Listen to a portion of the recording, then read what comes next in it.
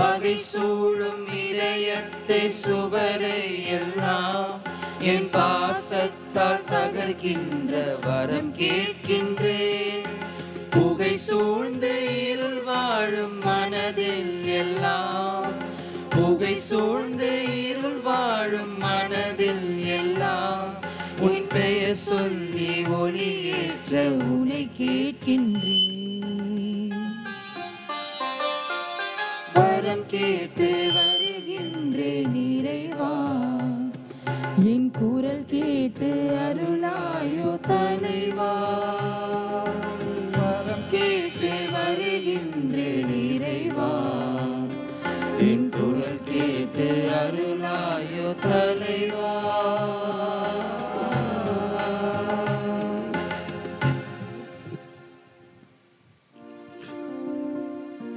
தந்தை மகன் தூய ஆவியாரின் பெயராலே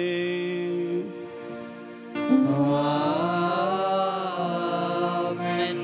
நம் ஆண்டவராகிய இயேசு கிறிஸ்துவின் அருளும் கடவுளின் அன்பும் தூய ஆவியாரின் தோழமையும் உங்கள் அனைவரோடும் இருப்பதாக.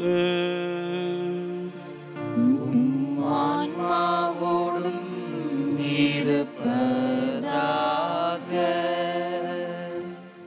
கிறிஸ்துவில் அன்புக்குரிய சகோதர சகோதரிகளே, இந்த முத்திரு நாட்களிலே இரண்டாவது நாளாக நாம் இன்று இந்த திருப்பலியிலே கலந்து கொள்ளவிருக்கிறோம். குறைகளை நீக்கி நிறைவாக்குவோம். நம்முடைய பலவீனங்களை ஒப்பு கொடுத்து பலம் பெறுவோம். அதற்கான வரம் கேட்போம். அதுதான் இன்றைய மைய பொருளாக இருக்கிறது. நேற்றைய தினத்திலே நாம் மன்னித்து ஆசீர்வாத தடைகளை நீக்கினோம். இன்றைய நாளிலே நாம் உபவாசம் இருந்து ஜெபிக்கின்றோம், இரண்டாவது நாளாக. ஆக இந்த நாளிலே நாம் சிறப்பாக நம்முடைய பலவீனங்களை நினைத்து ஒப்புக் கொடுக்க இருக்கிறோம். நம்முடைய இயலாமைகளை நினைத்து ஒப்புக் கொடுக்க இருக்கிறோம். பல முறை நாம் இதில் விழுந்து விழுந்து எழுந்திருக்கிறோம். அப்படிப்பட்ட ஒரு சில தொடர்ச்சியான பலவீனங்கள் நமக்கு இருந்து கொண்டே இருக்கிறது. ஆகவே அப்படிப்பட்ட பலவீனங்கள் இயலாமைகளை ஒப்புக் கொடுக்க என்று அழைக்கப்படுகிறோம். அதற்குரிய பலத்தை, அதற்குரிய ஆற்றலை, அதற்குரிய வரத்தை ஆண்டவர் திருஇறுதி ஆண்டவர் என்று நமக்கு அருளவிருக்கிறார். நேற்று நாம் சுத்திகரித்து கொண்டோம். இன்று நம்மை ஒப்புக் கொடுத்து பலத்தை பெற்றுக்கொள்வோம். ஆகவே இந்த ஒரு நினைவுகளோடு இந்த தூய மறை நிகழ்வை கொண்டாடுவதற்கு முன்னால் நாம் அடிக்கடி விழுந்து எழுந்திருக்கின்ற பலவீனங்களை நினைவு கொண்டு வருவோம். என் குடும்பத்தை பாதிக்கிற பலவீனங்கள் அல்லது என்னுடைய இயலாமைகள், என்னோடு இருப்பவர்களுக்கு தடையாக இருக்கிற என்னுடைய பலவீனங்கள், அல்லது நானே மகிழ்ச்சியாக இருப்பதற்கு தடையாக இருக்கிற என்னுடைய பலவீனங்கள், என்ன எது மாதிரியான எந்த விதமான அந்த பலவீனம் என்பது எனக்கு மட்டும்தான் தெரியும், என் கடவுளுக்கு தெரியும். ஆண்டவர் சாமுவேல் புத்தகத்தில் மிக அருமையாக சொல்லுகிறார், மனிதர்கள் வெளிப்புற தோற்றத்தை பார்க்கிறார்கள், நானும் கடவுள் உன் உள்ளத்தை பார்க்கிறேன். எனவே அப்பேற்பட்ட அந்த ஆண்டவரிடத்தில் நம்மை முழுமையாக ஒப்பு கொடுத்து, நம்முடைய இயலாமைகளை பலவீனங்களை ஒப்பு கொடுத்து, ஆண்டவரே என் பலவீனங்களை ஒப்பு கொடுக்கிறேன், பலப்படுத்து. என்னுடைய இயலாமை ஒப்பு கொடுக்கிறேன், என்னை ஆற்றல் படுத்தும் என்று சொல்லி வரம் கேட்டு மன்றாடுவோம். எனவே இந்த தூய மறை நிகழ்வை கொண்டாட தடையாக இருக்கிற நமது இந்த குற்றங்களுக்காக, குறைகளுக்காக, பாவ பலவீனங்களுக்காக மன வருத்தப்பட்டு ஆண்டவரிடத்தில் மன்னிப்பை கேட்போம். இல்லாமல்ல இறைவனிடமும் சகோதர சகோதரிகளிடமும் நான் பாவி என்று ஏற்றுக்கொள்கிறேன். ஏனெனில் என் சிந்தனையாலும் சொல்லாலும் செயலாலும் கடமையில் தவறியதாலும் பாவங்கள் பல செய்தேன். என் பாவமே, என் பாவமே, என் பெரும் பாவமே. ஆகையால் எப்பொழுதும் கனியான தூய மரியாதையும் வான தூதர் புனிதர் அனைவரையும் சகோதர சகோதரிகளை உங்களையும் நம் இறைவனாகிய ஆண்டவரிடம் எனக்காக வேண்டிக் கொள்ள மன்றாடுகிறேன். எல்லாம் இறைவன் நம்மை இரக்கம் வைத்து நமது குற்றம் குறைகளை எல்லாம் மன்னித்து நம்மை நிலை வாழ்வுக்கு அழைத்து செல்வாராக. ஆமென்.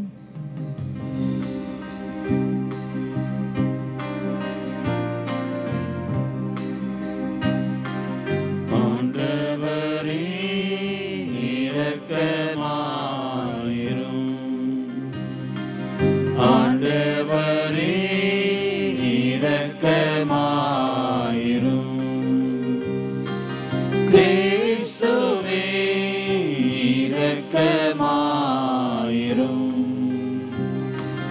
கிறிஸ்துவே இரக்கமாயிரும். ஆண்டவரே இரக்கமாயிரும். ஆண்டவரே இரக்கமாயிரும்.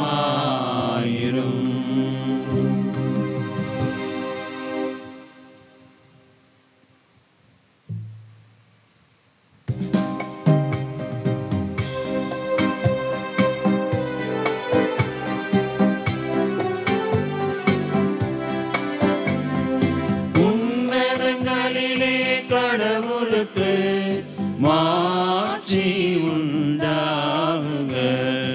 உலகினிலே நல்மனதோருக்கு அமைதியும் உண்டாகுக.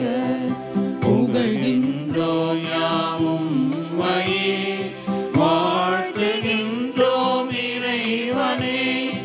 உமக்கு ஆராதனை புரிந்து உம்மை மாட்சிப்படுத்துகின்றோம் யாம். உமது மேலான மாட்சியின் பொருட்டு உமக்கு நன்றி கூறுகின்றோம்.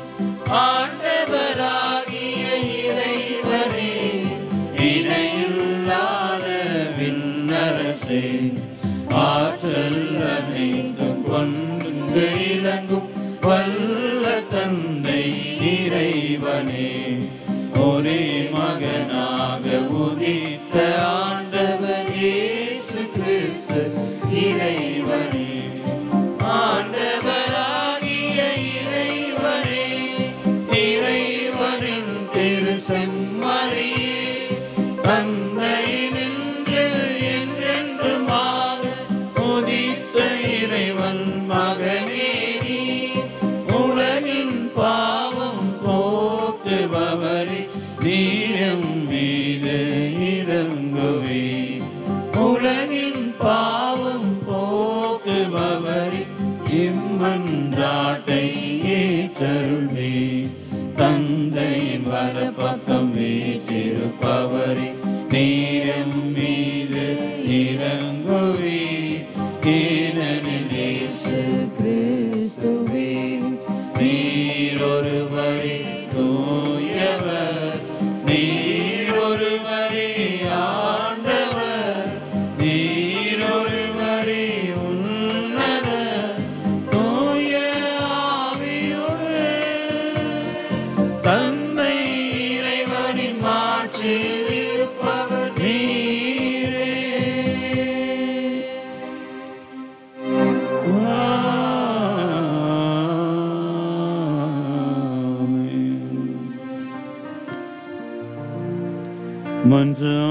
மன்றாடுவோமாக.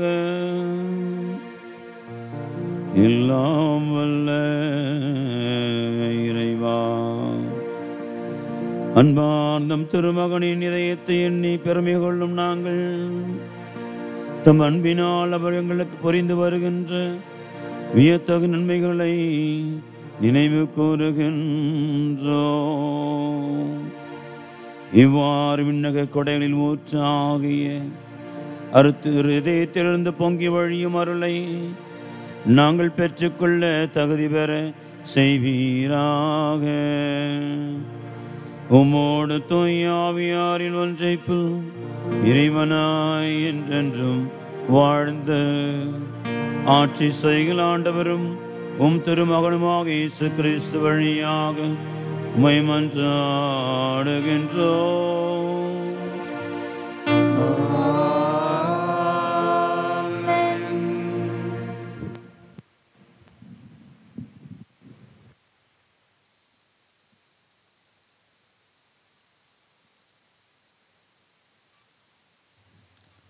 ஆண்டவரால் ஆகாதது எதுவும் உண்டோ? முதல் வாசகம் தொடக்க நூலிலிருந்து வாசகம். அதிகாரம் 18, இறை வார்த்தைகள் 1-15 முடிய. அந்நாட்களில் ஆண்டவர் மம்ரே என்னும் இடத்தில் தேவதாரு மரங்கள் அருகே ஆபிரகாமுக்கு தோன்றினார். பகலில் வெப்பம் மிகுந்த நேரத்தில் ஆபிரகாம் தம் கூடார வாயிலில் அமர்ந்திருக்கையில் கண்களை உயர்த்தி பார்த்தார். 3 மனிதர் தம் அருகில் நிற்க கண்டார். அவர்களை கண்டவுடன் அவர்களை சந்திக்க கூடார வாயிலை விட்டு ஓடினார். அவர்கள் முன் தரைமட்டம் தாழ்ந்து வணங்கி அவர்களை நோக்கி, என் தலைவரே, உம் கண்களில் எனக்கு அருள் கிடைத்ததாயின் நீர் உம் அடியானை விட்டு கடந்து போகாதிருப்பாராக. இதோ விரைவில் கொஞ்சம் தண்ணீர் கொண்டு வரட்டும். உங்கள் கால்களில் கழுவிய பின் இம்மரத்தடியில் இளைப்பாருங்கள். கொஞ்சம் உணவு கொண்டு வருகிறேன். நீங்கள் புத்துணர்வு பெற்ற பின் பயணத்தை தொடருங்கள். ஏனெனில் உங்கள் அடியோனிடமே வந்திருக்கிறீர்கள் என்றார். நீர் சொன்னபடியே செய் என்று அவர்கள் பதில் அளித்தார்கள். அதை கேட்டு ஆபிரகாம் தம் கூடாததற்கு விரைந்து சென்று சாராவை நோக்கி, விரைவாக 3 மரக்கால் நல்ல மாவை பிசைத்து அப்பங்களை சுடு என்றார். ஆபிரகாம் மாட்டு மந்தைக்கு ஓடிச் சென்று ஒரு நல்ல இளங்கன்றை கொண்டு வேலைக்காரனிடம் கொடுக்க அவன் அதனை விரைவில் சமைத்தான். பிறகு அவர் வெண்ணெய், பால், சமைத்த இளங்கன்று ஆகியவற்றை கொண்டு வந்து அவர்கள் முன் வைத்தார். அவர்கள் உண்ணும் பொழுது அவர்கள் அருகே மரத்தடியில் நின்று கொண்டிருந்தார். பின்பு அவர்கள் அவரை நோக்கி, உன் மனைவி சாரா எங்கே என்று கேட்க அவர், அதோ கூடாரத்தில் இருக்கிறாள் என்று பதில் கூறினார். அப்பொழுது ஆண்டவர், நான் இளவேநீர் காலத்தில் உறுதியாக மீண்டும் உன்னிடம் வருவேன். அப்பொழுது உன் மனைவி சாராவுக்கு ஒரு மகன் பிறந்திருப்பான் என்றார். அவருக்கு பின்புறத்தில் கூடார வாயிலில் சாரா இதை கேட்டு கொண்டிருந்தார். ஆபிரகாமும் சாராவும் வயது முதிர்ந்தவர்களாய் இருந்தனர். சாராவுக்கு மாதவிடாய் நின்று போயிருந்தது. எனவே சாரா தமக்குள் சிரித்து, நானோ கிழவி, என் தலைவரோ வயது முதிர்ந்தவர், எனக்கா இன்பம் என்றாள். அப்போது ஆண்டவர் ஆபிரகாமை நோக்கி, நான் வயது முதிர்ந்தவர்களாய் இருக்க எனக்கு உண்மையில் பிள்ளை பிறக்குமா என்று சொல்லி சாரா ஏன் இப்படி சிரித்தாள்? ஆண்டவரால் ஆகாதது எதுவும் உண்டோ? இளவேநீர் காலத்தில் குறிப்பிட்ட நேரத்தில் நான் உன்னிடம் மீண்டும் வருவேன். அப்பொழுது சாராவுக்கு ஒரு மகன் பிறந்திருப்பான் என்று சொன்னார். சாராவோ, நான் சிரிக்கவில்லை என்று சொல்லி மறுத்தார். ஏனெனில் அச்சம் அவரை ஆட்கொண்டது. அதற்கு ஆண்டவர், இல்லை, நீ சிரித்தாய் என்றார். ஆண்டவரின் அருள்வாக்கு. இறைவனுக்கு நன்றி.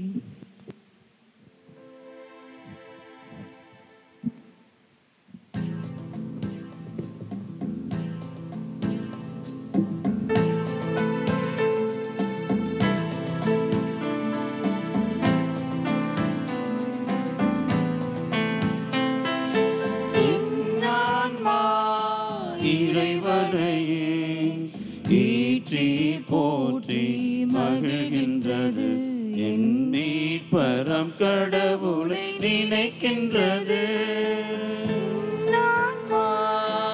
இறைவனையே ஏற்றி போற்றி மகிழ்கின்றது, என் மீட்பரம் கடவுளை நினைக்கின்றது.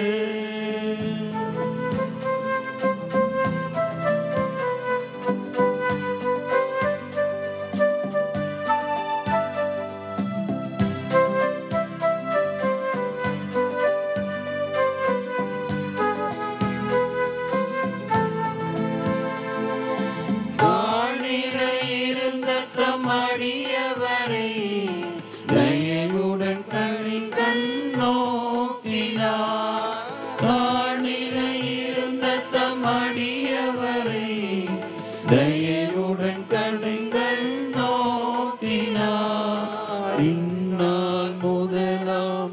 தலைமுறைகள், இந்நாள் முதலாம் தலைமுறைகள் என்னை பேருடையார் என்றிடுமே. என் ஆன்மா இறைவனை ஏற்றி போற்றி மகிழ்கின்றது, என் மீட்பராம் கடவுளை நினைக்கின்றது.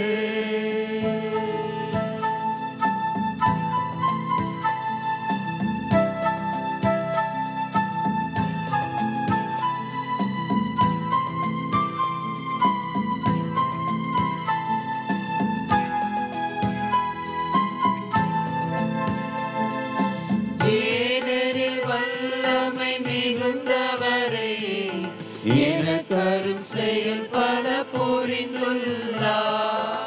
ஏனெனில் வல்லமை மிகுந்தவரே, எனக்கரும் செயல் பல புரிந்துள்ளார். அவர் தம் பெயரும் புனிதமாகும், அவர் தம் பெயரும் புனிதமாகும். அவருக்கு அஞ்சுவோ இரக்கமாகும். என் ஆன்மா இறைவனை ஏற்றி போற்றி மகிழ்கின்றது, என் மீட்பராம் கடவுளை நினைக்கின்றது. என் ஆன்மா இறைவனை ஏற்றி போற்றி மகிழ்கின்றது, என் மீட்பராம் கடவுளை நினைக்கின்றது.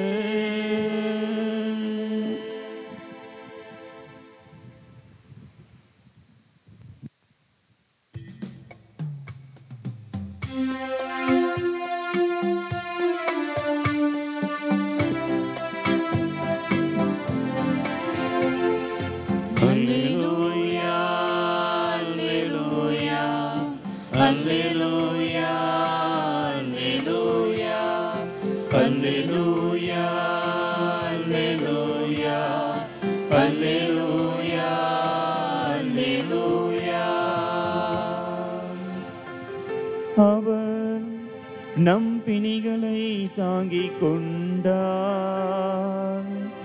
நம் துன்பங்களை சுமந்து கொண்டார். அல்லேலூயா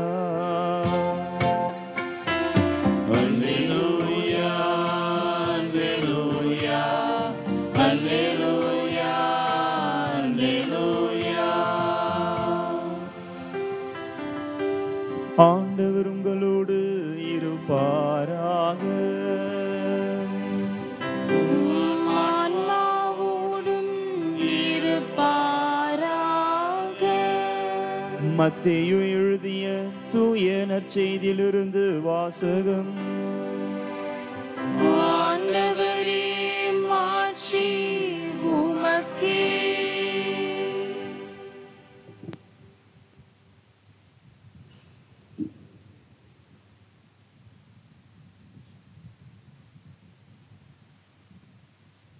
அதிகாரம் 8, இறைவசனங்கள் 5-17 முடிய.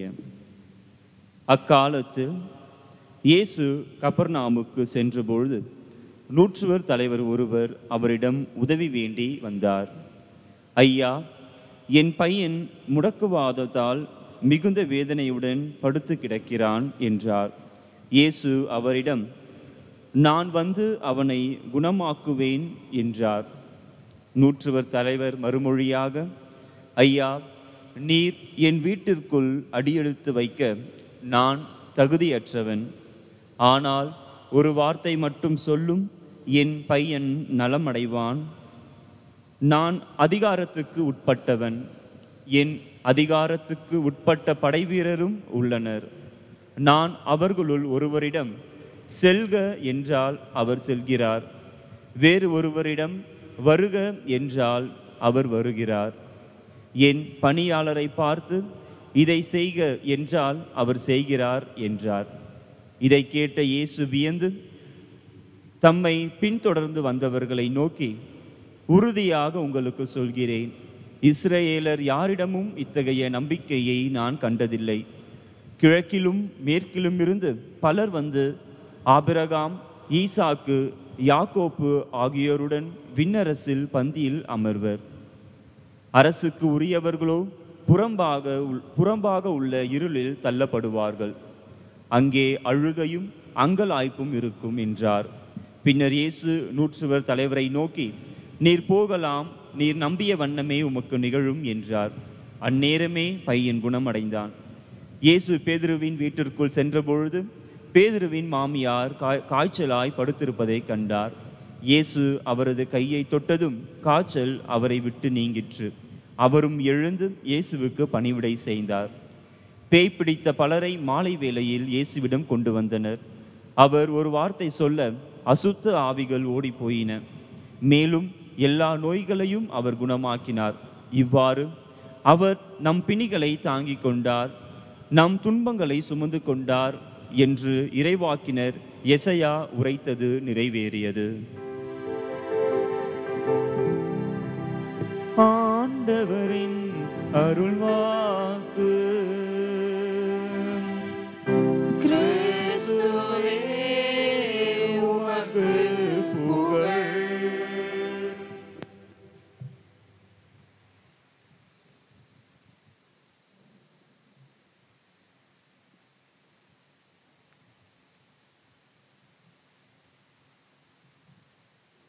கிறிஸ்துவில் அன்புக்குரிய சகோதர சகோதரிகளே, இரண்டாவது முத்திரு நாட்களிலே இரண்டாவது நாளாக இருக்கிற இந்த நாளிலே குறைகளை நிறைவாக்க நம்முடைய பலவீனங்களை ஒப்பு கொடுத்து பலம் பெறுவோம், வரங்கேற்போம் என்று சொல்லி நாம் சிந்தித்து கொண்டிருக்கிறோம். இன்றைய நாளிலே சிறப்பாக அதே கருத்தாக நாம் நம்முடைய சுற்றி இருக்கிற இந்த கொரோனா தொற்று, அதுவும் இந்த 3வது அலை போன்ற காரியங்களெல்லாம் சரியாக வேண்டும், மக்களுடைய பாதிப்புகளிலிருந்து விடுபட வேண்டும் என்று சொல்லி ஜெபிக்கிறோம். அடுத்தாக உங்களுடைய சொந்த கருத்து, உங்கள் குடும்ப கருத்துக்காகவும் நீங்கள் இந்த நாளில் ஒப்பு கொடுத்து ஜெபிக்கிறீர்கள். உபவாசம் இருந்து எங்களோடு சேர்ந்து ஜெபிக்கிற ஒவ்வொரு நல்ல உள்ளங்களுக்கும் வாழ்த்துக்களும் பாராட்டுகளும் ஆசீர்வாதங்களும். அன்பார்ந்தவர்களே, எனக்கு தெரிந்த ஒரு குடும்பத்தில் நடந்த உண்மையான நிகழ்வு. ஒரு கிராம பகுதி அது. அவர்களுக்கு மாடுகள் கொஞ்சம் உண்டு. வயதான ஒரு வயசு பொண்ணு சொல்கிறவள, அந்த ஒரு 16, 17, 18 வயசில் இருக்கிற ஒரு பொண்ணு. அந்த பெண்ணு தினந்தோறும் அந்த மாட்டை எல்லாம் கூட்டி கொண்டு போயிட்டு வயலில் எல்லாத்தையும் மேய்ச்சிட்டு மாலையில் கொண்டு வருவாங்க. ஒரு நாள் அவள் வேறு எதுவும் வேலையில் ரொம்ப பிஸி ஆகிட்டாங்க. அதனால் கூட்டு போகலை. அவங்க அப்பா ஏதோ வேலையாக வெளியே போயிட்டு ஒரு 11 மணிக்கு வந்தார். மாடுகள்லாம் அப்படி இருக்குது, மாடுலாம் பசியாக இருக்குது. என்ன ரொம்ப கோவம் அவர் டென்ஷன் ஆகிட்டார். அவர் உடனே கத்தினார், இது எல்லாத்தையும் விற்று உன் கருமாதிக்கு தான் செலவு பண்ண நம்மளுக்குது, உன்னை வச்சு நான் என்ன பண்ணுறது அப்படின்னு சொல்லிட்டார். அவ்வளோதான். சொல்லிவிட்டு அவர் அடுத்த வேலைக்கு போயிட்டார். அவர் இந்த பெண்ணு மாடெல்லாம் அவுத்து கொண்டு போயிட்டு மேய்க்கிறதுக்கு போனாங்க. இந்த ஒரு வார்த்தை அவளுக்குள்ளே உறுத்தி கொண்டே இருந்தது. இது எல்லாத்தையும் விற்று உன் கருமாதிக்கு தான் செலவு பண்ணோம் அப்படின்னு சொல்லிட்டு தன் தகப்பன் சொன்ன அந்த வார்த்தை அவளுக்குள்ளே ஒரு உறுத்தலாக இருந்து கொண்டே இருந்திருக்கிறது. மதிய வேலை கடந்தது, மாலை வேலையானது. அவள் ஒரு கிணற்றிலே குதித்து தற்கொலை செய்து கொள்ளுகிறாள். என்றைக்குமே சொல்லாத ஒரு தகப்பன் அப்பா இப்படி ஒரு வார்த்தை சொல்லிவிட்டாரே, அவர் சொன்ன வார்த்தை நிறைவேறணும். என்னுடைய கருமாதிக்கு இந்த மாடுகள் விற்கப்படணும், அது என்னவே நான் இறந்தாக வேண்டும் சொல்லி அவள் இறந்து போகிறாள் அந்த குதித்து.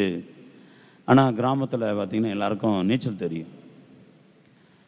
வழக்கமாக கிணத்துலையோ குளத்துலையோ அவங்களுக்கு நீச்சல் தெரியும். எனவே இந்த பெண்ணுக்கு நல்லா நீச்சல் தெரியும். எனவே குதித்தால் அவளுக்கு சாக முடியல.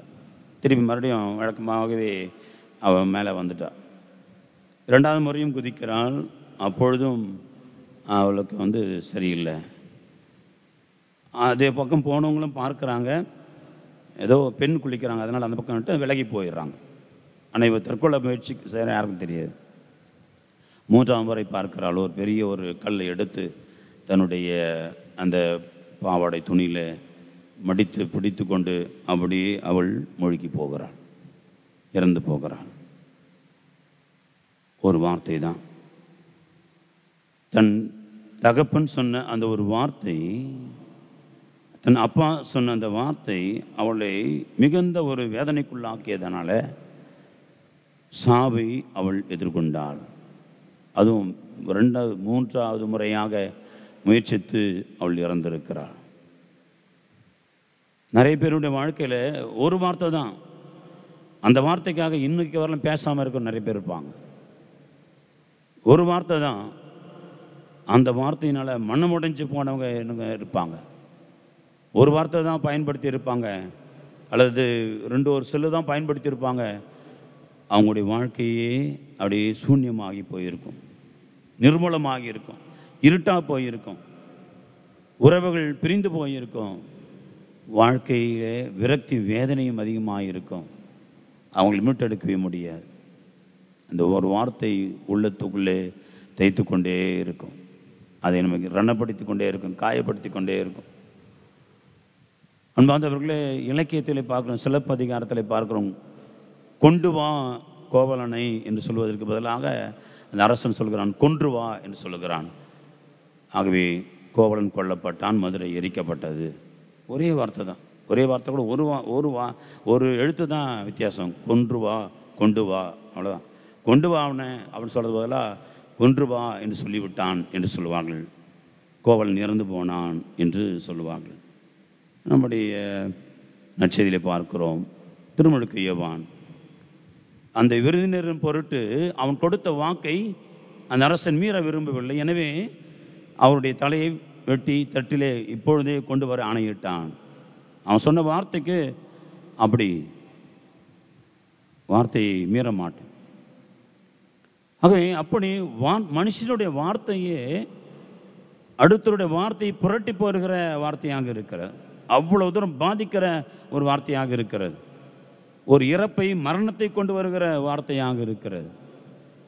ஒரு சாதாரண மனுஷன், பலவீனமான மனுஷன், இப்படிப்பட்ட மனுஷனுடைய வார்த்தை இவ்வளவு வல்லமை உள்ளதாக இருக்கும் என்று சொன்னால் ஆண்டவருடைய வார்த்தை எவ்வளவு வல்லமையாக இருக்கும் என்பதுதான் இன்றைய இறை வார்த்தை நமக்கு சொல்லிக் கொடுக்கிறது. ஆண்டவருடைய வார்த்தை இதை விட பல மடங்கு அது வல்லமை உள்ளதாக இருக்கிறது. எனவே தான் நாம் வாசிக்கிறோம் எபிரேயர் திருமுகத்தில், அது இரு பக்கம் கருக்க வாய்ந்த எந்த வாளனும் கூர்மையானது. அப்படியே உள்ளே விட்டு வெளியே எடுத்தால் குடல் எல்லாம் மொத்தமாக வெளியே வந்துடும். அப்படிப்பட்ட வார்த்தை என்னுடைய வார்த்தை. ஆகவே அப்படி ஆண்டுடைய ஒரு வார்த்தை போதும். மனுஷன் ஒரு வார்த்தைக்கு இவ்வளோ வல்லமைனா ஆண்டு ஒரு வார்த்தை எவ்வளோ வல்லமை இருக்க முடியும்? அதுதான் இன்றைய முதல் வாசகத்திலையும் பார்க்கிறோம், நற்செய்தி வாசகத்திலையும் பார்க்கிறோம். அன்பார்ந்தவர்களே, முதல் வாசகத்தில் அங்கே ஆபிரகாம் அமர்ந்து கொண்டிருக்கிறார். அப்பொழுது 3 நபர்கள் திடீரென்று முன்னாடி நிற்கிறாங்க. பாலைவனம், அது பாலைவனத்தில் கூடாரம் அமைத்து அவர்கள் ஆடு மாடுகளை மேய்த்து கொண்டிருக்கிறார்கள். அப்பொழுது நடக்கிற ஒரு நிகழ்வு, அதுவும் மதிய வேலை. திடீரென்று முன்னாடி நிற்கிறாங்க. அங்கே சொல்லப்படுகிற ஆண்டவர் அவர்களை ஆபிரகாமை தேடி வந்தார், ஆபிரகாமோடு பேசுகிறார். 3 பேராக வராங்க, 3 கடவுளாக இருப்பார்கள். தூதர்களுடைய பிரச்சனை, அவர்கள் தூதர்கள், அவங்க ஆண்டவர் அனுப்பிய தூதர்கள் தான் அப்படின்னு சொன்னால் கூட, எப்படியா இருந்தாலும் தூதர்கள் கூட ஆண்டோடைய பிரசன்னத்தின் அடையாளம் தான். ஆண்டவர் தான் அவரோட தான் ஆண்டோடைய பிரசன்னத்தை அவர்கள் கொண்டு ஆண்டோடைய செய்தியை கொண்டு வருவாங்க. ஆக இந்த 3 ஆட்கள் அங்கே இருப்பதை பார்க்கிறார். ஆனால் ஆபிரகாம் ஓடி சென்று எப்படியெல்லாம் விருந்தோம்பல் செய்கிறார் பாருங்கள். நம்முடைய இல்லையா தமிழ் சமுதாயத்துக்கு உள்ள விருந்தோம்பல் அப்படிப்பட்டது தான். ஆனால் இப்போ எல்லாமே ஒன்றையும் காணோம். ஒரு காலத்தில் ஏன் வீட்டுக்கு கூட தின்ன வச்சுருந்தாங்கன்னா விருந்தோம்பலுக்காக தான். வரவங்க கொஞ்சம் ஓய்வு எடுத்துகிட்டு போகலாம், கொஞ்சம் பக்கத்தில் படுத்துவாங்க, பேசுவாங்க. எல்லாத்துக்கும் ஒரு இடம் எதுனா அந்த திண்ணை தான். இன்றைக்கி திண்ணையே இல்லாத வீடு தான் இன்றைக்கி எல்லாம் கட்டுறதெல்லாம். மொட்டை வீடு தான் எல்லாமே. எந்த வீட்லையும் திண்ணெல்லாம் கிடையாது. அப்படி நம்முடைய வாழ்க்கை மாறிக்கொண்டிருக்கிற அந்த உபச்சாரம், அந்த ஒரு விருந்தோம்பல், அப்படி அந்த கிழக்கிய ஆசியா நாடுகள் எல்லாம் அப்படி பேறு பெற்ற ஒரு நாடுகள். அப்படி தான் வந்து அபிரகாமும் போயிட்டு ஆண்டவரை வந்து அப்படி விருந்தோம்பல் செய்வதை நாம் பார்க்கிறோம். விருந்தோம்பல் செய்கிறது. அப்பொழுது ஆண்டவர் கேட்க, சாரா எங்கே? அங்கே இருக்கிறா. அப்போ சொல்லுகிறார், நான் இளவேணி காலத்தில் வருவேன், அப்போ சாராவுக்கு ஒரு குழந்தை இருக்கும், அப்படி சிரிக்கிறாள். இதெல்லாம் நம்ம வந்து வாசிக்கிட்டோம். அன்பார்ந்தவர்களே, அப்பொழுது சிரிக்கிற பொழுது அங்கே ஆண்டவர் சொல்லுகிறார், கடவுளால் ஆகாதது எதுவும் உண்டோ? ஏன் சிரிக்கிறா? வயது முதிர்ந்தவன், நானும் வயது முதிர்ந்தவள், என்னுடைய கணவரும் வயது முதிர்ந்தவர். அவங்க சொல்கிறான், நான் கிழவி. ஆகவே எனக்கு எப்படி குழந்தை பிறக்கும்? இயலாமை இருக்கிறது, பலவீனம் இருக்கிறது. சாராவுக்கு ஒரு பலவீனம், இயலாமை இருக்கிறது. வயதானவள், மாதவிடாய் நின்று விட்டது, கருப்பை அடைந்து விட்டது, இனிமேல் குழந்தை பிறப்பதற்கான எந்த சாத்தியம் இல்லை. உடல் ரீதியாக அவள் தகுதியற்றவளாக இருக்கிறாள் குழந்தை பெற்றுக்கொள்வதற்கு. வயது முதிர்ந்தவளாக இருக்கிறாள். ஆகவே தன்னால் குழந்தை பெற்றுக்கொள்ள முடியாது. இது நம்முடைய உடல் ரீதியாக, மருத்துவ ரீதியாக, அறிவியல் ரீதியாக இருக்கிற உண்மை. எனவே அவள் பார்த்து அவங்களுடைய மனசொல்லி சிரிக்கிறாள். அப்போ ஆண்டவர் சொல்கிறார், ஏன் சிரிக்கிறாய் சாராள்? ஏன் சிரிக்கிற? ஆண்டோடைய வார்த்தை, ஆண்டவர் ஆகாது எதுவும் உண்டோ என்று சொல்லி மீண்டும் சொல்லுகிறார், உனக்கு குழந்தை கண்டிப்பாக இருக்கும். அன்பார்ந்தவர்களே, அவனுடைய ஒரு வார்த்தை, ஆண்டவர் சொன்ன அந்த ஒரு வார்த்தை, அடுத்த இளவேணி காலத்தில் வருகிற பொழுது உனக்கு குழந்தை இருக்கும். குழந்தை இருந்துச்சு, குழந்தை பிறந்தது. ஆண்டோடைய வார்த்தை அவ்வளோ வல்லமையான வார்த்தை. விசுவாசிக்கிறவங்களுக்கு தான் வார்த்தை, அது நம்பினாதான் வார்த்தை. ஆகவே நம்பாதவர்களுக்கு எப்பேற்பட்ட ஆண்டோடைய வல்லமையான வார்த்தையாக இருந்தாலும் அது ஒரு பிரயோஜனம் கிடையாது. மீண்டுமாக இன்றைய நற்செய்தியிலே பார்க்கிறோம், 100 தலைவன் எவ்வளோ அந்த அவன் மனுஷனுடைய வல்லமை, நான் சொன்ன வார்த்தையுடைய வல்லமை அவன் நல்லாவே தெரிஞ்சிருக்கு. அவன் சொல்கிறான், நான் அதிகாரத்தை உள்ளவன், நான் சொன்னாலே வந்து ஒருத்தன் போகிறான், ஒருத்தன் வரான், எது வேணால் செய்கிறான். அப்போது உம்முடைய வார்த்தை எவ்வளோ வல்லமையாக இருக்கும் என்று சொல்லி அங்கே வந்து அந்த 100 தலைவன் சொல்வதை நாம் பார்க்கிறோம். அப்படி இந்த 100 தலைவன் மிக தெளிவாக சொல்கிறான். அந்த ஒரு விசுவாச அறிக்கை தான் இன்றைய வரை நாம் திருப்பலியில் பயன்பட, ஆண்டவரே நீ என் இல்லத்திலே வர நான் தகுதியற்றவன். ஒரு வார்த்தை சொல்லுங்க, இப்போ ஒரு வார்த்தை சொல்லுங்கள், என்னுடைய ஊழியன் குணம் பெறுவான், நலம் பெறுவான், என் பையன் சரியாகிடுவான். யோசித்து பாருங்கள், அந்த மனுஷனுக்கு எவ்வளவு நம்பிக்கை ஆண்டவர் இயேசுவுடைய வார்த்தையின் மீது அவன் குணம் பெற்றுக்கொள்கிறான், பிழைத்துக் கொள்வதை நாம் பார்க்கிறோம். அவனுக்கு ஆண்டவருடைய வார்த்தை அப்படிப்பட்டதாக இருக்கிறது. அப்படி குணமளிக்கக்கூடிய வார்த்தையாக இருக்கிறது. மீண்டுமாக பேதுருடைய மாமியார் விட்டு வராங்க, அங்கே பலரை ஆண்டவர் குணப்படுத்துகிறார் என்று சொல்லப்படுகிறது. அது பிறகு ஒரு அருமையான வசனம் எசையா மேற்கொள்ள காட்டப்படுகிறது. அவர் நம் பிணிகளை தாங்கிக் கொண்டார், அவர் நம் பிணிகளை ஏற்றுக்கொண்டார் என்ற வசனம்.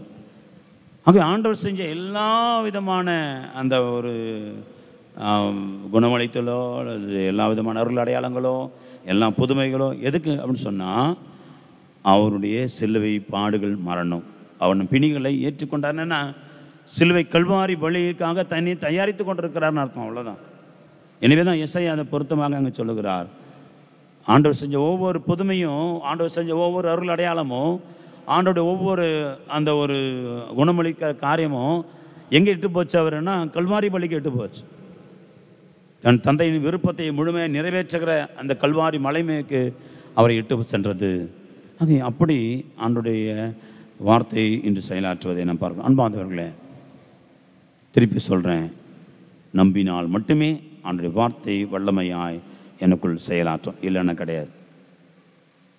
பெரிய நல்ல கத்தியாக இருக்கலாம் அல்லது வாளாக இருக்கலாம், எங்களில் தான் இருக்கலாம். ஆனால் நான் பயன்படுத்தினா தான் அது கண்டிப்பாக வந்து என்னை பாதுகாத்து கொள்ள முடியும். முதல்ல பயன்படுத்தினா பாதுகாத்த முடியும், நான் நம்பணும், அப்போ தான் நான் பயன்படுத்த முடியும். நம்பிக்கை இல்லாதவன் அது பயன்படுத்த மாட்டான், பயன்படுத்தாதவன் பாதுகாத்து கொள்ள முடியாது. இதுதான் ஆண்டோடைய வார்த்தை அவ்வளோ வல்லமையானது. எனவே நாம் அதை பயன்படுத்த, நம்பி விசுவசித்து அது முழுமையை பயன்படுத்த கற்றுக்கொள்வேன். அப்போ என்ன நமக்கு தடையாக இருக்குது இன்றைக்கு பார்த்தோம். நானும் வயது முதிர்ந்தவன், இப்படி தான் நிறைய இயலாமைகள் நம்ம நினச்சி பலவீனங்களை நினைத்து கொண்டே இருக்கிறோம். என்னால் என்ன முடியும், எனக்கு எப்படி முடியும், இதெல்லாம் சாத்தியமே கிடையாது. எப்படி இதெல்லாம் முடியும், சாத்தியம் கிடையாது. அடுத்தது சொல்கிறாங்க, இதெல்லாம் நடக்கவே முடியாது, இதெல்லாம் நடக்க வாய்ப்பே கிடையாது. எப்படி வர முடியும், எப்படி நடக்க முடியும்? நாமே அதை முடிவு பண்ணுறோம். ஆண்டவருடைய ஜெபத்தில் இப்போ ஆண்டவர் நம்புவோம், அவர் வார்த்தையை நம்புவோம், அவர் செய்வார், அல்லது அவர் விரும்பியதை செய்யட்டும். அப்படி இல்லை, நாமளாவே முடிவு பண்ணுறோம். சாமியாருக்கு அவஸ்தைக்கு வந்துட்டார், எல்லா ஊருக்கெல்லாம் சொல்லி அனுப்பிடுங்க, முடிஞ்சு போச்சு. இவங்களே முடிச்சு இவங்களே போச்சு எல்லாத்தையும் முடிச்சுடுவாங்க, அதிலே போய்டும் அங்கே இருக்கிறவங்க. அப்படி அடுத்ததாக இன்னொரு தடை என்ன? அவனுடைய வல்லமை உணராமல் இருப்பதற்கு, ஆண்டு வார்த்தை உள்ள அதனுடைய வல்லமை எனக்கு ஒரு செயலாற்றம் இருப்பது இன்னொரு தடைன்னா அச்சம். சாராவுக்கு அச்சம் மேலிட்டது. எனவே சொல்கிறான், ஐயோ நான் சொல்லலை, நான் சிரிக்கலை. அங்கே சொல்லப்படுறது அச்சம் மேலிட்டது அவளை. அந்த அச்சம் இருக்கிற, பயம் இருக்கிற பொழுது அப்படியாக நாம் அந்த வார்த்தையை நம்ப முடியாமல் போகிறது. அன்பார்ந்தவர்களே, இதுபோல் உடல் நோய்கள், அதுபோல் சொந்த மக்கள் ஆண்டு இயேசுவை ஏற்றுக்கல, நம்பிக்கையின்மை. ஆகவே அன்பார்ந்தவர்களே, இன்று நாம் ஒப்பு கொடுப்போம் கொரிந்தியருக்கு எழுதிய 2வது திருமுகம் 12வது 12வது பிரிவு 9வது வசனம் இப்படி சொல்லுகிறது. பவுல் ஆண்டவரிடத்தில் முறையிடுகிறார். அப்பொழுது அது சொல்லப்படுகிறது, ஆண்டவர் என்னிடம், என் அருள் உனக்கு போதும், வலுவின்மையில்தான் வல்லமை நிறைவாய் வெளிப்படும் என்றார். 3 முறை பவுல் ஜெபிக்கிறார், ஆண்டவரே எங்க இருக்கிற அந்த பிரச்சனை எடுத்துருங்க என்று சொல்கிறார். ஆனால் ஆண்டவர் சொல்கிறார், என் அருள் உனக்கு போதும். ஆகவே போதுமான அருளை ஆண்டவர் கொடுத்து கொண்டே இருக்கிறார். நம்முடைய பலவீனங்களை, நம்ம இயலாமையை தாண்டி வருவதற்கு, கடந்து போவதற்கு, நம் பலவீனங்களிலிருந்து மீண்டு வருவதற்கு, இயலாமையிலிருந்து மீண்டு வருவதற்கு ஆண்டவர் நம்ம போதுமான வல்லமை கொடுத்து கொண்டே இருக்கிறார். என் அருள் உனக்கு போதும் அப்படின்னு சொல்லி ஆண்டவர் கொடுக்கிறார். யோசித்து பார்ப்போம், விசுவசிப்போம். அன்புக்குரியவர்களே, மீண்டுமாக நாம் வாசிக்கிறோம் நீதிமொழிகள் புத்தகம் 4:20 நாம் வாசிக்கிறோம். அந்த 4:20 சொல்லப்படுகிறது, பிள்ளாய் என் வார்த்தைகளுக்கு செவிகொடு, நான் சொல்வதை கவனி, உன் கவனத்திற்கு அதை விளக்காது இருக்கட்டும், உன் உள்ளத்தில் அவற்றை பதித்து வை, அவரை தேடி பெறுவோருக்கு அவை உயிரளிக்கும், அவர்களுக்கு உடல் நலமும் அருளும். ஆகவே ஆண்டுடைய வார்த்தை உயிரளிக்கக்கூடிய வார்த்தை, உடல் நலம் அருளக்கூடிய ஒரு வார்த்தையாக இருக்கிறது. விசுவசிக்கணும், நம்பணும். மீண்டுமாக நாம் வாசிக்கிறோம் சாலமோன் புத்தகம் 16வது பிரிவு 12வது வசனத்தில் வாசிக்கிறோம், பச்சிலையோ களிம்போ அவர்களுக்கு நலம் அளிக்கவில்லை, ஆனால் ஆண்டவரே முது சொல்லே எல்லா மனிதருக்கும் நலம் அளித்தது. ஆகவே ஆண்டவருடைய வார்த்தை நலம் அளித்தது, உயிர் கொடுக்கிறது. அந்த 100 தலைமை நம்பினான், சுகத்தை பெற்றுக்கொண்டான். தன்னுடைய இயலாமை பலவீனங்களை கடந்து, அந்த குறைகளை கடந்து நிறைவாக்கினான். ஆபிரகாம் நம்பினார், குழந்தையை பெற்றுக்கொண்டார். தன் குறைகளை நிறைவாக்க அவர் கற்றுக்கொண்டார். ஆண்டவர் அவருக்கு அது நீதியாக கருதினார். எனவே அன்பார்ந்தவர்களே, நாமும் யோசிப்போம், நாமும் ஜெபிப்போம், நாமும் விசுவசிப்போம், நம்புவோம் ஆண்டுடைய வார்த்தை. அவருடைய வார்த்தை எனக்கும் அது கொடுக்கப்பட்டிருக்கிறது, விசுவசிப்போம். ஆண்டவர் அவருடைய ஒரு வார்த்தை போதும், ஒரு சொல் போதும், என்னுடைய பலவீனங்கள், என்னுடைய இயலாமைகள், என் குறைகள் எல்லாம் நிவர்த்தியாகும். ஆமென்.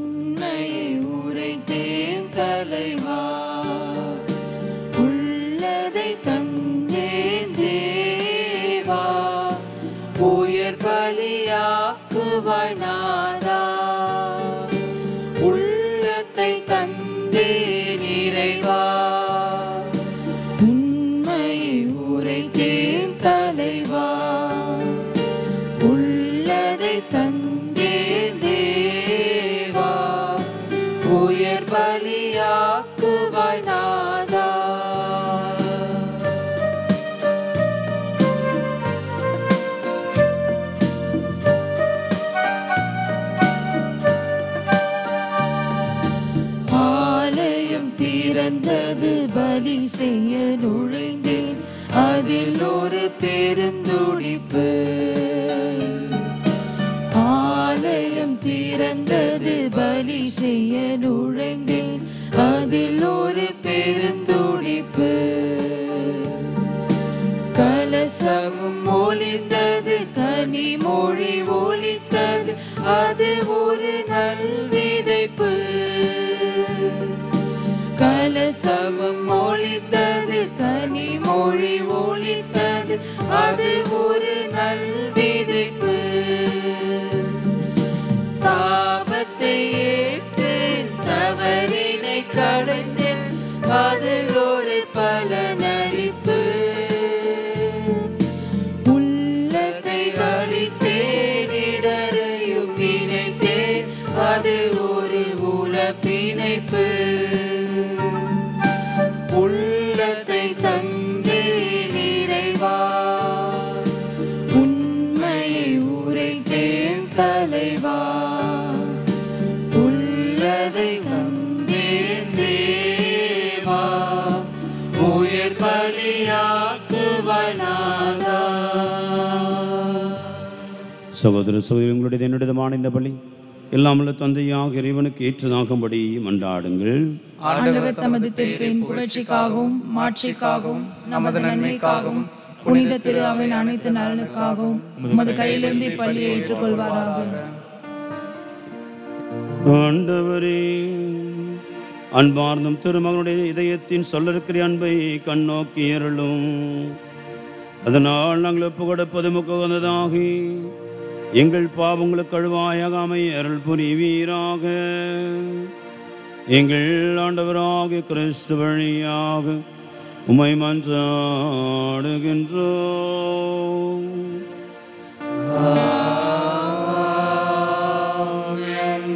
ஆண்டவருங்களோடு இருப்பாராக.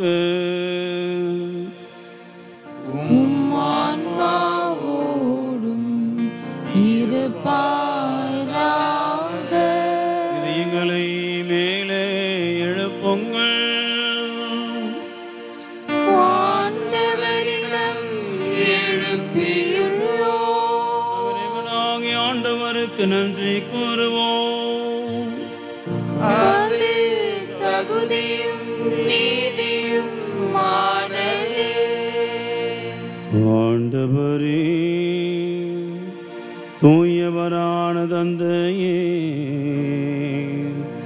என்றும் உள்ள எல்லாம் உள்ள இறைவா, எங்கள் ஆண்டவராக கிறிஸ்து வழியாக எந்நாளும் இவ்விடத்திலும் நாங்கள் உமக்கு நன்றி செலுத்துவது மெய்யாகவே தகுதி நீதியுமாகும், எங்கள் கடமையும் மீட்புக்குரிய செயலுமாகும். சிலுவையில் உயர்த்தப்பட்ட கிறிஸ்து வியப்புக்குரிய அன்பினால் தம்மை எமக்காய் கையளித்தார். கொத்தி திறக்கப்பட்ட விழாவில் இருந்து இரத்தமும் தண்ணீரும் வழிந்தோட செய்தார். இதிலிருந்து திரு அவையின் அருள் அடையாளங்கள் வெளிப்பட்டன. இவ்வாறு மீட்பரின் திறந்த இதயத்திடம் அனைவருக்க பெறவும் மீட்பளிக்கும் ஊற்றுகளிலிருந்து மகிழ்வுடன் முகந்து கொள்ளவும் செய்தருளினார். ஆகவே புனிதர் வானதூதர் அனைவரோடும் நாங்களும் சேர்ந்து உம்மை புகழ்ந்தேத்தி முடிவின்றி பாடுவதாவது.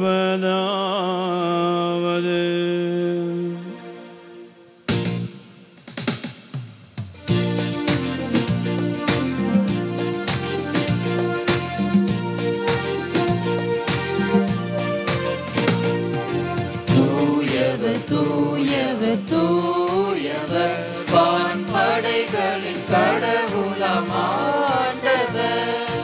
விண்ணகமும் மண்ணகமும் உமது மாட்சியால் நிறைந்துள்ளன. உன்னதங்களிலே ஓசன்னா, உன்னதங்களிலே ஓசன்னா. ஆண்டவர் பெயரால் வருகிறவர் ஆசி பெற்றவரே. உன்னதங்களிலே ஓசன்னா, உன்னதங்களிலே ஓசன்னா.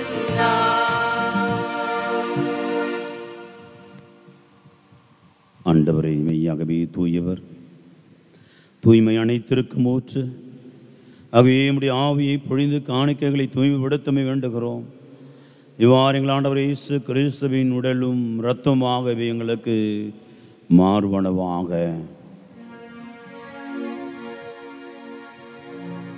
அவர் பாடுபட உளம் கனிந்து தம்மை கையளித்த போது அப்பத்தை எடுத்து நன்றி செலுத்தி அதை விட்டு தம் சீடருக்கு அளித்து அவர் கூறியதாவது, அனைவரும் இதிலிருந்து பெற்று உண்ணுங்கள், ஏனெனில் இது உங்களுக்காக கையளிக்கப்படும் என் உடல்.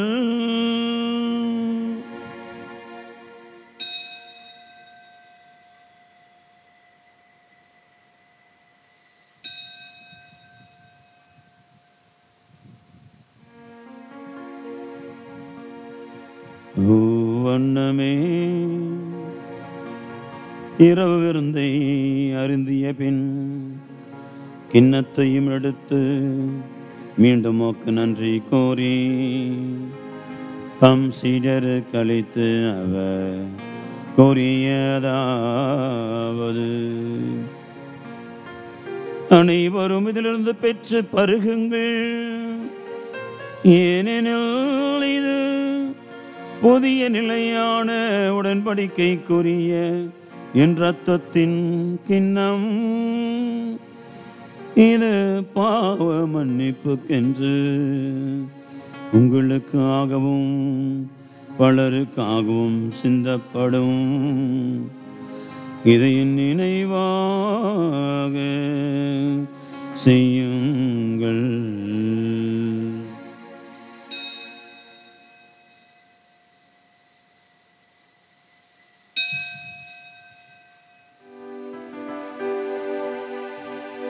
நம்பிக்கையின் மறை பொருள். ஆண்டவரே, நீர் வருமளவும் உமது இறப்பினை அறிக்கையிடுகின்றோம்,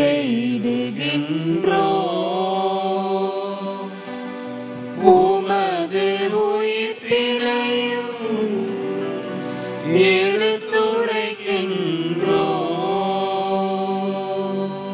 ஆகவே ஆண்டவரை நாங்கள் கிறிஸ்துவின் இறப்பை வைப்பை நினைவு கூர்ந்து வாழ்தரும் அப்பத்தையும் மெய்ப்பளிக்க எண்ணத்தையும் கொடுக்கின்றோம். உம் திருமணம் என்று ஒழியும் புரிய தகந்தவர்களை ஏற்றுக்கொண்டீர், எனவே உமக்கு நன்றி செலுத்துகின்றோம். மேலும் கிறிஸ்துவின் உடலின் இரத்தத்திலும் பங்குள்ள எங்களை தூய் ஆவியார் ஒன்று சேர்க்க வேண்டும் என உம்மை தாழ்மையுடன் மன்றாடுகின்றோம்.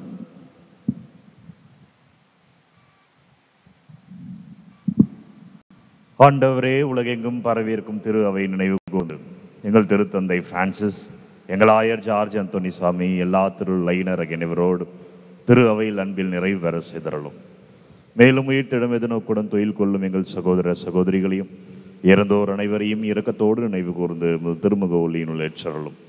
எங்கள் அனைவர் மீதும் இரக்கமாயிரம். கடவுளின் கன்னி தாயான புனித மரியா, அவருடைய கணவரான புனித யோசேப்பு, புனித திருத்தூதர்கள், இவ்வுலகில் உகந்தோராய் இருந்தோர் ஆகிய புனிதர் அனைவருடனும் நாங்கள் நிலை வாழ்வில் பங்கு கொள்ள தகுதி பெற்று திருமகன் இயேசு கிறிஸ்து வழியாக புகழ்ந்து ஏற்றும் வரமருள்ள உம்மை மன்றாடுகின்றோம்.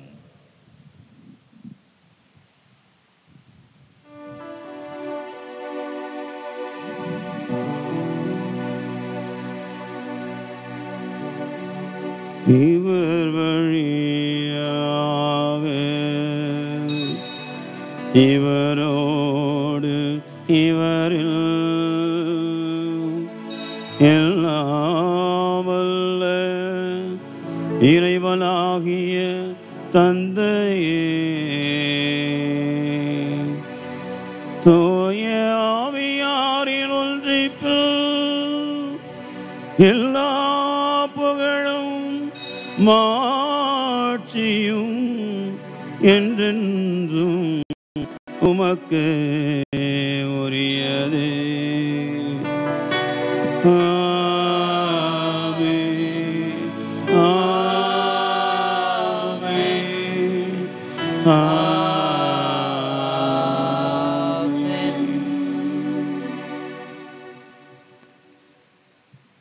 ஆண்டவர் ஒரு சொல் நம்மை குணப்படுத்தவும் உயிரளிக்கும் வாழ்வளிக்கும் வல்லதாக இருக்கிறது. என்னுடைய பலவீனம் எப்படி வேண்டுமானாலும் இருக்கலாம். என்னுடைய இயலாமை எப்படிப்பட்டதாக, அது மருத்துவர்கள் கைவிடப்பட்டதாக இருக்கலாம், உடல் அளவிலே இயலாமையாக இருக்கலாம், அல்லது என்னுடைய பழக்க வழக்கங்களில் இருக்கிற பலவீனமாக இருக்கலாம், அல்லது நான் கொண்டிருக்கிற என் வாழ்க்கைக்கு தடையாக இருக்க பல்வேறுபட்ட இயலாமை பலவீனங்களாக எது வேணாலும் இருக்கலாம். கடவுளால் ஆகாதது எதுவும் இல்லை. நிறைய பேர் நம்பினாங்க விவிலியத்தில் எல்லாத்துக்கும் முத்தாய்ப்பா தாய் மரியாள் நம்பினாள், கடவுளால் இயலாதது ஒன்றுமில்லை என்று நம்பினாள். ஆக அன்பார்ந்தவர்களே, நம்புகிறவர்களுக்கு வாழ்வு. அபாக்குக்காகவும் இரண்டாவது இந்த பிரிவில் வாசிக்கிறோம், நேர்மையாளர்கள் தம் நம்பிக்கையினால் வாழ்வடைவர். ஆகவே நாம் நம்பி விசுவசித்து அவருடைய வார்த்தையினால் நம்மை இன்னும் பலப்படுத்திக் கொள்ள, வலுவூட்டிக் கொள்ள, நம்முடைய இயலாமை பலவீனங்களிலிருந்து கடந்து நாம் ஆண்டவருக்கு நெருக்கமாய் மாற கரங்களை விரித்து மன்றாடுவோம்.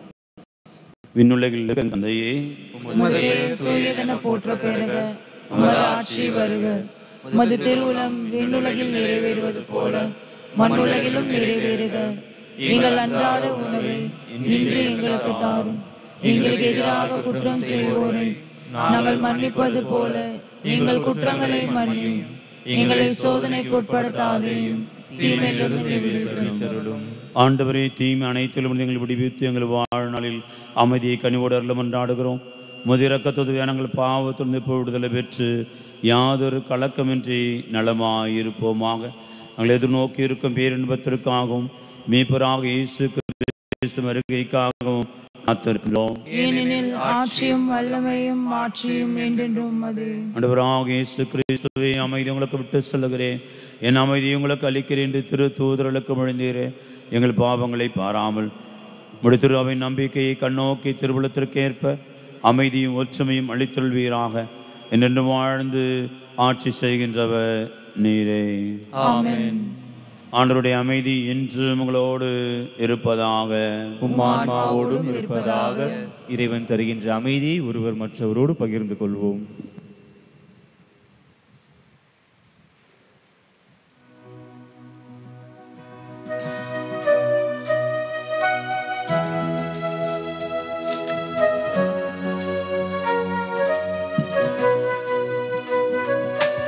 உலகின் பாவம் போக்கும் இறைவனின் செம்மறியே, என்மேல் இரக்கம் வையும்.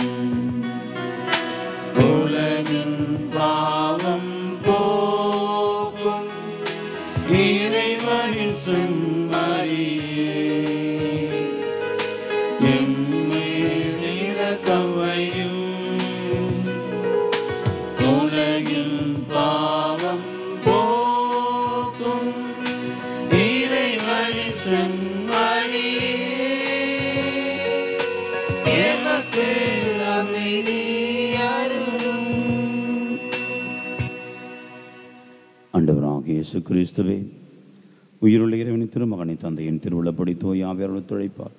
உமது இறப்பின் வழியாக உலகுக்கு வாழ்வழித்து இந்த புனிதமிக்க உடலால் இரத்தத்தினாலும் எல்லா குற்றங்களிலிருந்தும் தீமனைத்தில் விடுவித்து நாங்கள் என்று உடைய கட்டளைகளில் கரு தோன்றி நிற்க செய்தால் நாங்கள் ஒரு பொழுதும் உம்மை விட்டு பிரியவிடாதேயும்.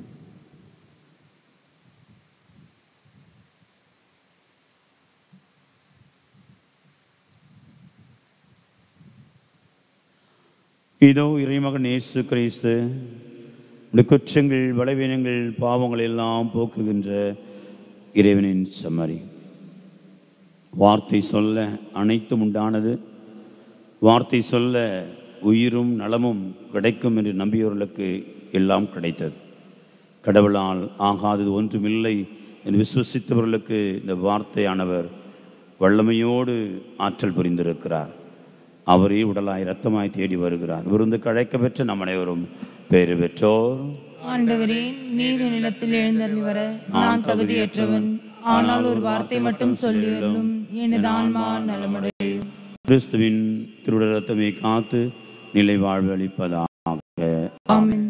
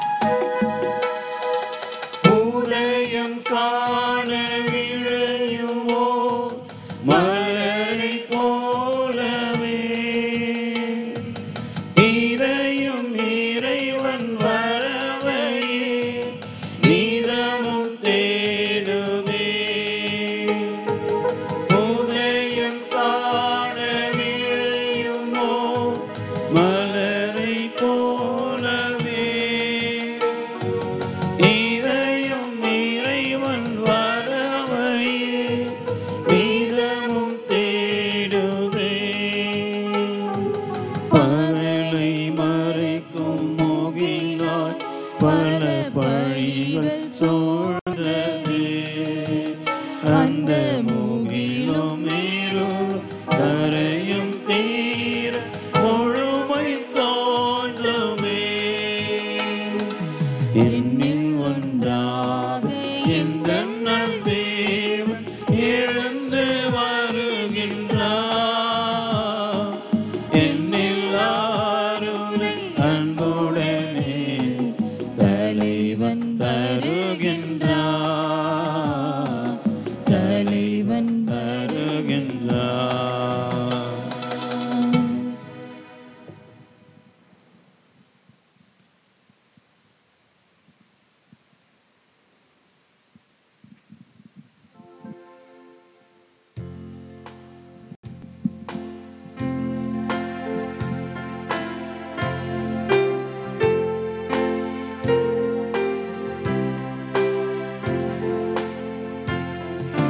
கிறிஸ்துவின் ஆன்மாவே என்னை புனிதமாக்கும்.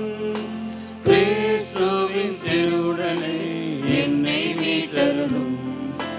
கிறிஸ்துவின் திரு ரத்தமே எனக்கு எழுச்சியூட்டும். கிறிஸ்துவின் விழாவின் தண்ணீரே என்னை கழுவிடுமே. கிறிஸ்துவின் பாடுகளே என்னை தேற்றிடுமே. ஓ நல்ல இயேசுவே எனக்கு செவிசாயும். உம் திரு காயங்களும் என்னை மறைத்தருளும். உம்மிடமிருந்து என்னை பிரிய விடாதேயும். தீய பகைவரிடமிருந்து என்னை காத்தருளும்.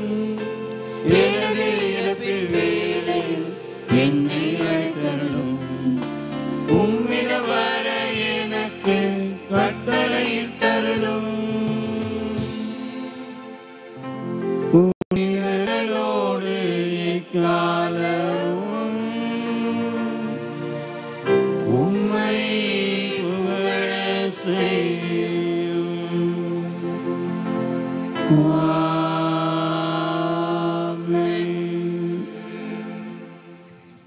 அன்பார்ந்தவர்களே, எனவே நாம் நம்முடைய பொது கருத்தாக இந்த கொரோனா தொற்று அதனுடைய பாதிப்புகளை பற்றி நாம் ஜெபித்து கொண்டிருக்கிறோம். இரண்டாவது, நம்முடைய குடும்ப கருத்துக்களுக்காக நாம் ஜெபிக்கிறோம். தனிப்பட்ட அந்த ஒற்றை கருத்துக்காக நாம் இந்த 2வது நாளிலும் ஜெபிக்கிறோம். எனவே இந்த கருத்துக்களை ஒப்புக் கொடுப்போம். இதோடு கூட நம்முடைய பலவீனங்களை ஒப்புக் கொடுப்போம். இயலாமை ஒப்புக் கொடுப்போம். ஒப்புக் கொடுத்து நம்மையே முழுமையாக இயேசுவின் திரு இதயத்திற்கு அர்ப்பணித்து இந்த ஜெபத்தை நாம் சேர்ந்து சொல்வோம். இயேசுவின் அன்பான திரு இருதயமே, என்னை உமக்கு ஒப்புக் கொடுக்கிறேன். நீர் தரும் எல்லா வரங்களுக்காகவும் உமக்கு நன்றி கூறுகிறேன். உமது திருக்கரங்களால் என்னை ஆசீர்வதியும். உமது ஆசீரும் அருளும் எப்பொழுதும் எனக்கு பாதுகாப்பாளனாக இருந்து என்னை வாழ்விக்கின்றது. எனக்கு வழிகாட்டியாக இருக்கின்றது என்பதை உணர செய்தருளும். இயேசுவே, அன்பார்ந்த பிரசன்னத்தில் எப்பொழுதும் மகிழ்ந்திருக்க வரம் தாரும். உம்மை போல் நானும் பிறரை அன்பு செய்யவும் மன்னிக்கவும் நல் மனதை தாரும். உம் திரு இதயத்திலிருந்தும் காயங்களிலிருந்தும் வழியும் திரு ரத்தத்தால் என்னை புனிதப்படுத்தி அருளும். என் துன்ப நேரத்தில் எனக்கு ஆறுதலை தந்தருளும். என் பிரச்சனைகளில் நல்ல தீர்வு கிடைக்க உதவி புரியும். என் உள்ளத்திற்கு சமாதானத்தை தாரும். என்னை சேர்ந்த அனைவரையும் உமது ஆசீரால் நிரப்பும்.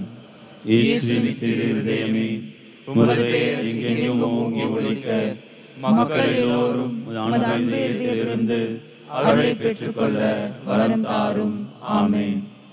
இயேசுவின் மதுரமான திரு இருதயமே, எங்கள் மேல் இரக்கமாயிரும். இயேசுவின் மதுரமான திரு இருதயமே, எங்கள் மேல் இரக்கமாயிரும். இயேசுவின் மதுரமான திரு இருதயமே, எங்கள் மேல் இரக்கமாயிரும்.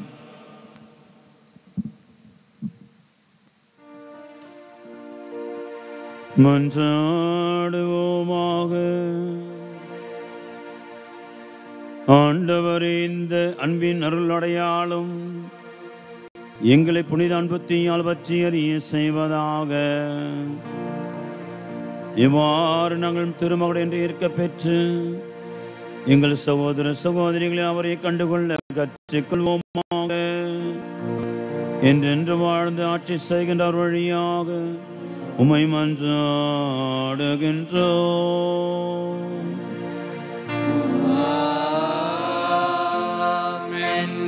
ஆண்டவங்களோடு இருப்பாராக.